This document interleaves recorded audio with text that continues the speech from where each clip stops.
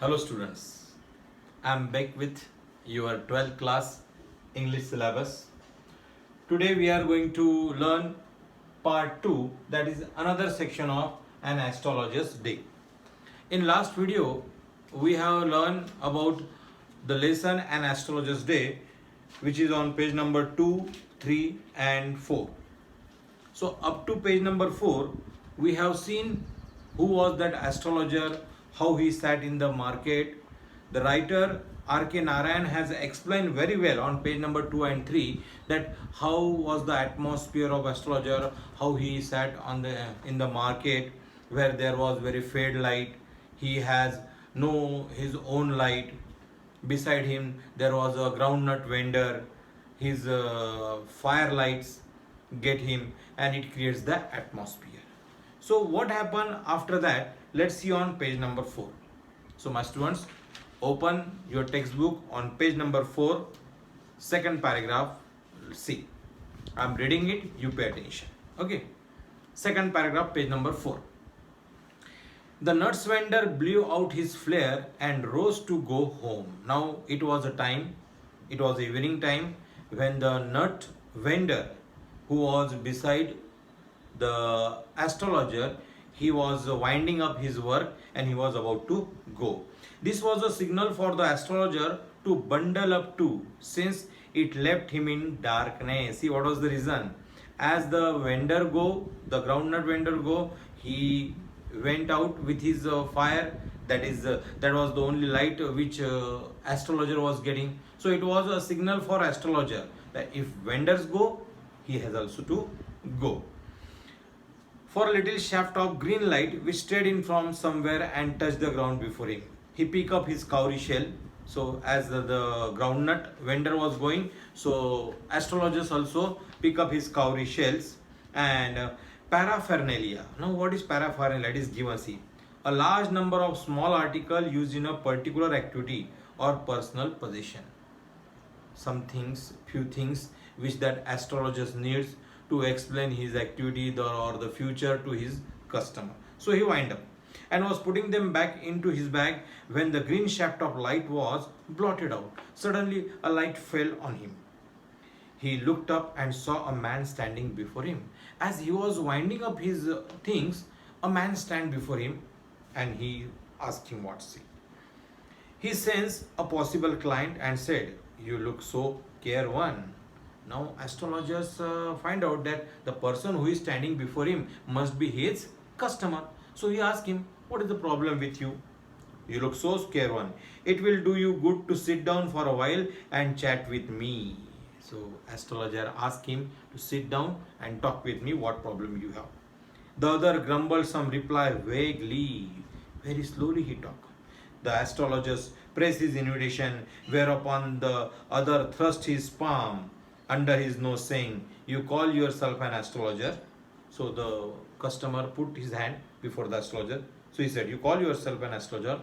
The astrologer felt challenged and said, tilting the other's palm toward the green shaft of light. So he took his hand and looked towards the light. Oh, what is it? So he turned like this. Yours is a nature. Now astrologer started in the routine work. Just like he start that yours nature is like that and like that. But the customer was smart. What he said? "Oh, stop that." The other said, "Tell me something worthwhile. Tell me something good. Don't make me foolish." Something this way. Our friend felt piqued, so he was very irritated. "I charge only 3 pies per question, and what you get ought to be good enough for your money." Now the astrologer said that you can ask me a question, but I need money for it. And what you get ought to be good enough for your money. At this the other withdrew his arm, took out an anna. He took out money, anna, and flung it out to him, saying, "I have some question to ask. If I prove you are bluffing, if you will deceive me, if you will make foolish me, you must return that anna to me with interest. You must return my money." Now customer was also very smart. So he said that he is ready to give money, but if you don't give me proper answer, you have to return my money. If you find my answer satisfactory, will you give me 5 rupees? No. Or will you give me 8 annas? Alright, provided you give me twice as much if you are wrong, said the stranger. The stranger, the customer said that if you will be right, I will give you money. And if you will be wrong, you have to return the money. This pact was accepted after a little further argument. The astrologer sent up a prayer to heaven as the other lit a cheroot. Other lit a cheroot means a person, that customer, he lit smoking. The astrologer caught a glimpse of his face by the matchlight. Suddenly, astrologer saw his face and he recognized him. There was a pause as cars hooted on the road. Jhutka drivers swore at their horses and the babble of crowd agitated the semi-darkness of the park. So there was a disturbed atmosphere. The other sat down, sucking his cheroot, puffing out, sat there ruthlessly. So the customer sat there. The astrologer felt very uncomfortable. Here, take your Anna back. I am not used to such challenge. It is late for me today. Astrologer decided that no, I will not answer you. Take your money back. But what happens? He made preparation to bundle up. The other held his wrist and said, he hold his wrist. No, you can't go. The customer was also very rude. He said, that astrologer, you cannot go. You have to answer me. You can't go out of it now. You dragged me in while I was passing. The astrologer shivered in his grip and his voice shook and became faint. Leave me today. I will speak to you tomorrow. That astrologer said, he was worried. No, now it is very darkness, so you go and I will tell you tomorrow. The other thrust his palm in his face and said, challenge in challenge, go on. You have accepted my challenge, you have to answer my questions today. The astrologer proceeded with his throat drying up. There is a woman. Now astrologer started. There is a woman. Stop, said the other. Again suddenly, the customer stranger was very happy that he caught him, and he was very smart also. He said, don't tell me anything foolish. Start originally. I don't want all that. Shall I succeed in my present search or not? Answer this and go. Tell me the answer. I am searching someone. Will I get that person or not? Otherwise, I will not let you go till you disgorge all your coins. Disgorge means surrender. Otherwise, I will not give you. I will give you money, but answer my question. The astrologer muttered a few incantation and replied, all right. So astrologer said some magic word. He prepared that I am getting your answer. And he said, all right, I will speak, but will you give me a rupee if what I say is convincing? Otherwise, I will not open my mouth and you may do what you like. After a good deal of haggling means bargaining, the other agreed. The astrologer said, you were left for dead, am I right? Now astrologer caught the point. He said that you were left for dead means someone had tried to kill you and you fell down. You were about to die. Tell me more. A knife has passed through you once, said the astrologer. Again, what astrologer said? When you were having fighting with someone, you fell down and you also felt a knife. Good fellow. He bared his chest to show the scar. What else? And he also showed the scar. Wound was there. What else? He was very surprised that astrologer was saying a very correct thing. What else? And then you were pushed into a well nearby in the field. You were left for dead. The person who hurt you seemed that you were dead, so he went away. I should have been dead if some passerby had not chanced to peep into the well, exclaimed the other, overwhelmed by enthusiasm. So the stranger customer said, yes, correct. Astrologer, whatever you said, it is correct that I was thrown into the well, but a passerby seen me and saved me. When shall I get him? He asked, clenching his fist. The passerby means the stranger asked the astrologer, I want that person who tried to kill me. Can I get that person? What he said? In the next world, answered the astrologer. What astrologer said? You will not get that the person. Next world means he is passed away. He died 4 months ago in a far off town. You will never see any more of him. The other groaned on hearing it. The astrologer proceeded. Astrologer said that you will not get. Guru Nayak. Now astrologer was also knowing his name. Guru Nayak, oh, you know my name? The other said, taken aback. He was shocked. Oh, you know my name? As I know all other things, Guru Nayak, listen carefully to what I have to say. Your village is 2 days journey due to north of this town. Your village is on the north side. Take the next train and be gone. Immediately go to your village. I see once again great danger to your life if you go from home. If you go from home outside, you will feel danger. Go to the home.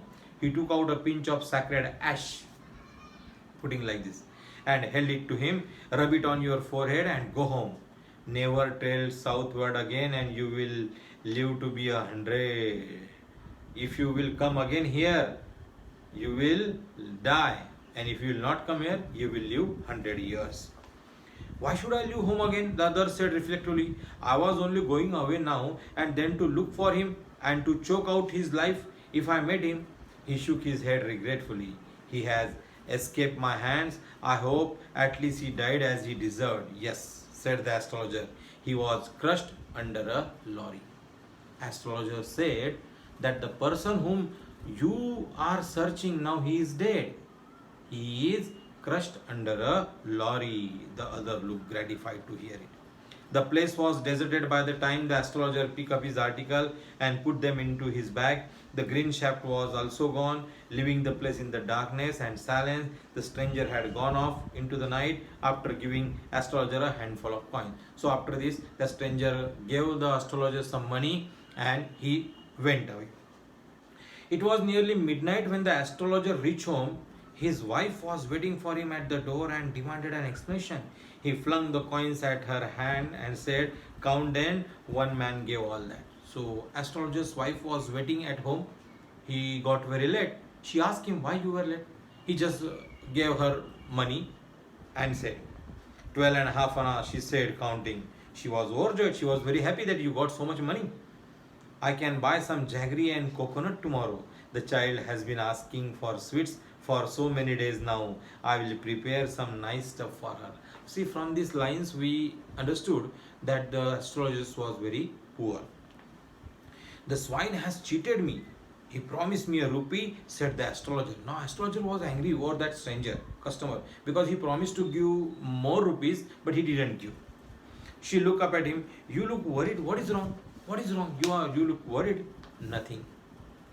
After dinner, sitting on the piol means after dinner he sit on his cot, on sitting. Piol means a string cot. He told her, do you know a great load is gone from me today? Now see, at the last what he said, he told his wife that great pressure was on my head and now today I feel relaxed. Why? I thought I had the blood of man on my hands all these years. What he said? The astrologer said, I thought that I had killed that man. That was the reason why I ran away from home, settled here and married you. He is alive. He explained his wife that before many days I have quarreled with a man, I hurt a man and I thought he is dead. So I ran away from town and came here and married with you and was living here. She gasped, you tried to kill him? Yes, in our village. When I was a silly youngster, we drank, gambled and quarreled badly one day. Why think of it now? Time to sleep? He said, yawning and stretched himself on the pail. Means he was very relaxed now. The person whom he thought that he had killed, he is alive. The stranger was the person, means Brunei. A very beautiful story about the astrologers. So students, you read it once again and after reading, you try to solve the exercise on page number 7, 8 and 9. 7, 8, 9, 10, 11. There is exercise given here 7, 8, 9 and 10. Try to solve this. In next video, I will share you the activity. Okay. Bye everyone.